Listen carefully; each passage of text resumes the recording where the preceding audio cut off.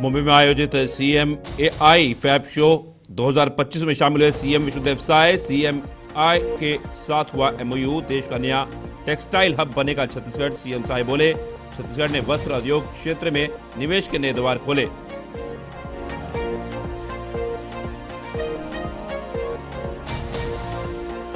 जम्मू कश्मीर के पहलगाम में आतंकी हमला, सीएम विष्णुदेव साय ने दी प्रतिक्रिया। सीएम साय ने आतंकी हमले की निंदा की, हमले में मारे गए लोगों को दी श्रद्धांजलि।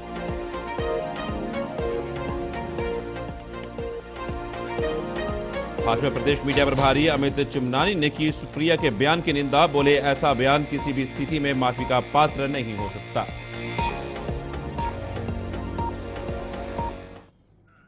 नमस्कार, छत्तीसगढ़ी खास खबरें देख रहे हैं आप सब। मैं हूं आपके साथ साहिल खेत। छत्तीसगढ़ के मुख्यमंत्री विष्णुदेव साय ने आज मुंबई के बॉम्बे एग्जीबिशन सेंटर में आयोजित CMAI फैब शो 2025 में भाग लेकर राज्य में वस्त्र एवं परिधान क्षेत्र में निवेश की संभावनाओं पर जोर दिया। इस अवसर पर मुख्यमंत्री ने निवेशकों और टेक्सटाइल क्षेत्र से जुड़े उद्योगपतियों से संवाद कर छत्तीसगढ़ में निवेश के लिए आमंत्रित करते हुए कहा, हमने वस्त्र उद्योग क्षेत्र में निवेश के नए द्वार खोले हैं। इस मौके पर छत्तीसगढ़ सरकार ने CMAI clothing manufacturer association of India के साथ MOU भी साइन किया है। इसके साथ ही छत्तीसगढ़ ने वस्त्र, गारमेंट और हैंडलूम सेक्टर में एक उभरता हुआ केंद्र बनने की दिशा में कदम बढ़ाया है। इस अवसर पर मुख्यमंत्री विष्णुदेव साय ने उद्योगपतियों को संबोधित करते हुए कहा कि हाल ही में हमने कैबिनेट में national institute of fashion design के संस्थान को नवा रायपुर में खोलने की मंजूरी दी है।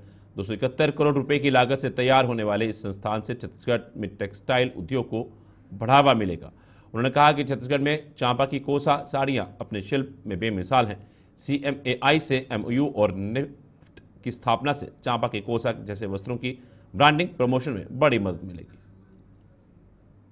यहाँ पर बॉम्बे एग्जीबिशन सेंटर में यहाँ के फैब शो में आए हैं छत्तीसगढ़ से, और हमारे साथ हमारे प्रदेश के चीफ सेक्रेटरी श्री अमिताभ जैन जी आए हैं, हमारे प्रमुख सचिव सुमोद कुमार जी आए हैं, हमारे उद्योग सचिव रजत कुमार जी और सभी उद्योग विभाग के हमारे अधिकारी आए हैं।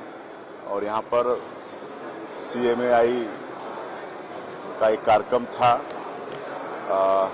उनके साथ हम लोगों की मुलाकात हुई है, एक MOU भी हुआ है। और छत्तीसगढ़ में उद्योग की अपार संभावनाएं हैं, खनिज संपदा से भरपूर है हमारा छत्तीसगढ़।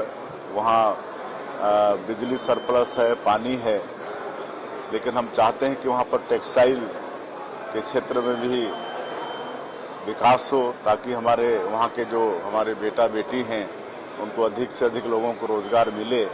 तो आज CMAI से MOU हुआ है और इसके बाद निश्चित रूप से टेक्सटाइल के सेक्टर में छत्तीसगढ़ में विकास होगा। और हम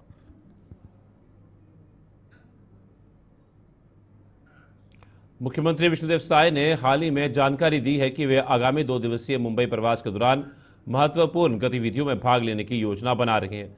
इस प्रवास के दौरान वे एक मेमोरेंडम ऑफ अंडरस्टैंडिंग कार्यक्रम में सम्मिलित होंगे, जो विभिन्न संगठनों और संस्थानों के बीच सहयोग को बढ़ावा देने के उद्देश्य से आयोजित किया जा रहा है।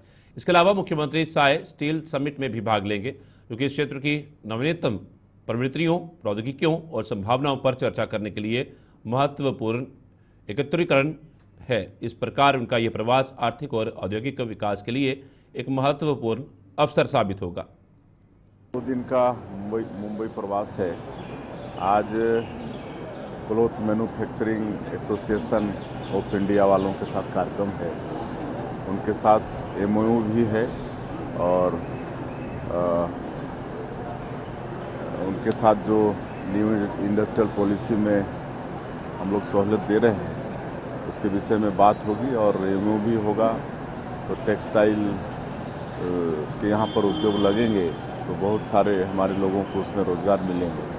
और कल एक स्टील समिट है, उसमें स्टील सेक्टर के उद्योगपति शामिल होंगे, उनको भी नए इंडस्ट्रियल पॉलिसी के विषय में बताएंगे और निवेश के लिए उनको आमंत्रित करेंगे। तो उससे भी यहाँ पर निवेश आएगा और हमारे लोगों को रोजगार। मुख्यमंत्री विष्णुदेव साय ने जम्मू कश्मीर के पहलगाम में हुए आतंकी हमले पर कड़ी प्रतिक्रिया दी है। उन्होंने कहा कि कायर आतंकियों द्वारा किया गया जो घातक हमला हुआ वह न केवल अत्यंत निंदनीय है बल्कि समाज को और मानवता के लिए भी एक गंभीर चिंता का विषय है। इस संदर्भ में मैं उन व्यक्तियों की मृत्युओं को श्रद्धांजलि अर्पित करता हूं जिन्होंने इस बर्बर हमले के दौरान अपनी जान गंवाई। उनके प्रति मेरी गहरी संवेदनाएं और सम्मान है और मैं उनके परिवारों के प्रति अपनी शोक और सहानुभूति व्यक्त करता हूं। मुख्यमंत्री विष्णुदेव साय ने स्पष्ट रूप से कहा कि इस हमले का करार और उचित जवाब दिया जाएगा। की है इसकी हम घोर निंदा करते हैं और जो भी इसमें मृतक हैं उनके प्रति संवेदना व्यक्त करते हैं और जब भी इस तरह से देश के साथ हुआ है उसका करारा जवाब देश ने दिया है। और हमारे माननीय प्रधानमंत्री जी 2 दिन के सऊदी अरब के दौरे पर थे, उसको छोड़कर रात को ही लौटे हैं और एयरपोर्ट में ही उन्होंने बैठक ली है, तो गंभीरता समझ में आती है। तो निश्चित रूप से इसका भी बदला लिया जाए।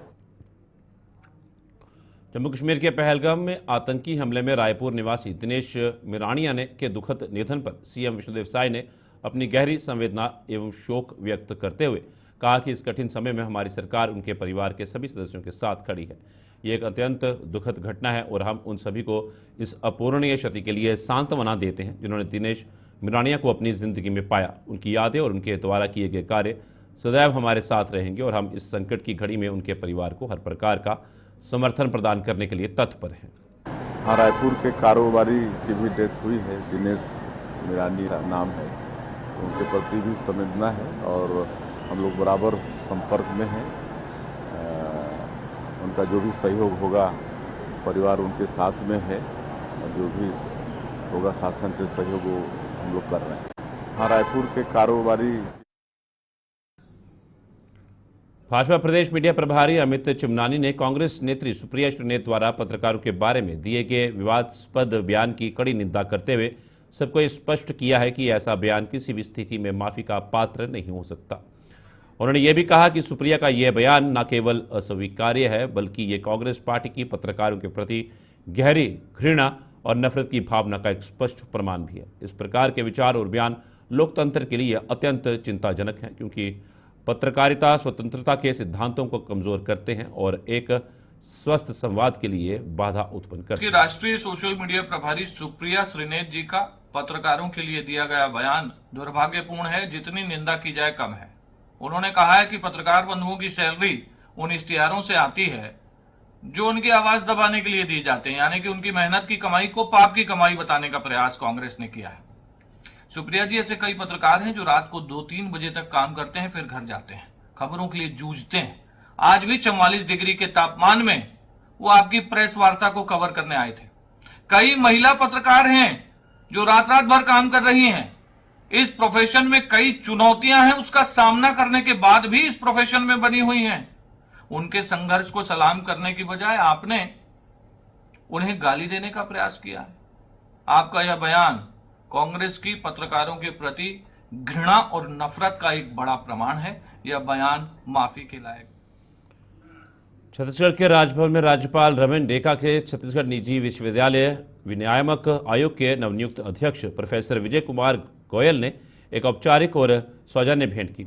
इस अवसर पर प्रोफेसर गोयल ने आयोग की वर्तमान गतिविधियां, उनकी योजनाओं और भविष्य के लक्ष्यों के बारे में विस्तार से जानकारी प्रदान की। उन्होंने विश्वविद्यालयों के नियमन, शैक्षणिक गुणवत्ता को बढ़ाने और छात्रों के हितों की रक्षा करने संबंधी कांटों का भी विशेष ध्यान में रखा।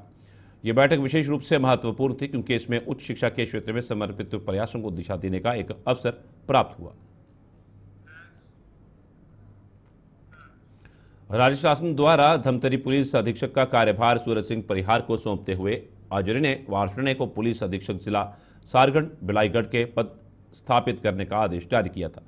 उक्त पद स्थापना आदेश के बाद पुलिस अधीक्षक आचार्य वार्षणे ने नव पुलिस अधीक्षक सूरज सिंह परिहार को धमतरी पुलिस अधीक्षक का पदभार सौंपा। कार्यभार ग्रहण करने के उपरांत नव पदस्थ एसपी धमतरी सूरज सिंह परिहार ने जिले के राजपत्रित अधिकारियों से परिचय प्राप्त कर उनके अधीनस्थ थाना चौकियों की जानकारी लेते हुए क्षेत्र की गतिविधियों से अवगत हुए। उन्होंने बेसिक पुलिसिंग को पुख्ता करने और अपराधों की रोकथाम और निराकरण करने की दिशा में तेजी से कार्य करने के निर्देश दिए।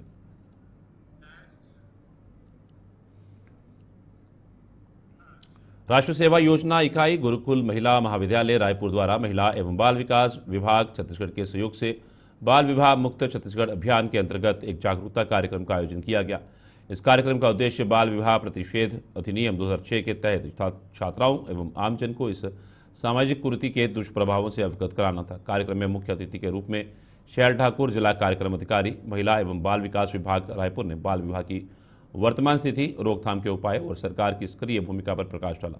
विशिष्ट अतिथि डॉक्टर परशुराम चंद्राकर, प्रथम श्रेणी न्यायिक मजिस्ट्रेट CWC रायपुर ने बाल विवाह प्रतिषेध अधिनियम 2006 की धाराओं और उससे संबंधित कानूनी प्रावधानों की जानकारी दी। उन्होंने बताया कि बाल विवाह कानून अपराध है और इसमें कठोर सजा का प्रावधान है।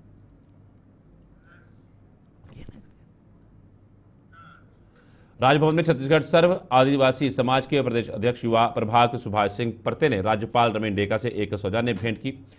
इस औपचारिक मुलाकात में सुभाष सिंह परते ने राज्यपाल को आदिवासी समाज से संबंधित विभिन्न महत्वपूर्ण मुद्दों और विषयों के बारे में विस्तृत जानकारी प्रदान की। इस अवसर पर उन्होंने ऐसे मुद्दों को उठाया जो आदिवासी समुदाय के विकास, उनकी संस्कृति और अधिकारों के संरक्षण को सीधे प्रभावित करते हैं। राज्यपाल ने भी इस बातचीत के दौरान उनकी बातों को ध्यान से सुनकर आदिवासी समाज के उत्थान के लिए अपने सहयोग और समर्थन की भावना व्यक्त की।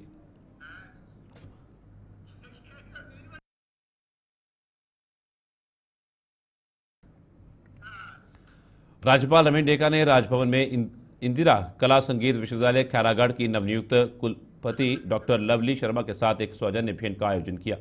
इस भेंट के दौरान डॉक्टर शर्मा ने राज्यपाल से विश्वविद्यालय की गतिविधियों, विकास योजनाओं और सांस्कृतिक कार्यक्रमों के बारे में विस्तार से चर्चा की, जिससे विश्वविद्यालय की शिक्षा और सांस्कृतिक विशेषताओं को बढ़ावा देने की संभावनाएं स्पष्ट रूप से सामने आ सकी।